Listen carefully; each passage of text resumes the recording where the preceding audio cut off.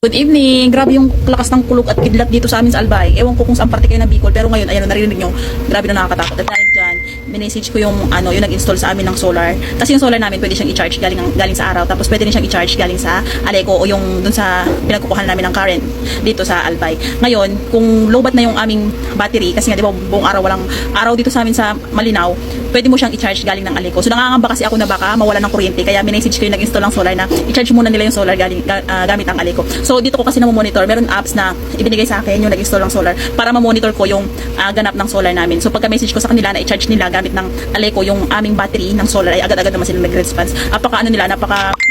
Ayun, madali silang i-approach. Once na meron akong kailangan or meron akong kailangan tanungin, meron akong kailangan, yan, mabilis yung kanilang response. So, sa mga gustong magpakabit ng solar sa inyong mga bahay, pwede nyo po akong i-message para ma-recommenda ko kayo doon sa nagkabit ng solar namin. Hindi lang po sila dito sa Albay nagkakabit, kahit po sa parte ng Pilipinas, pwede sila.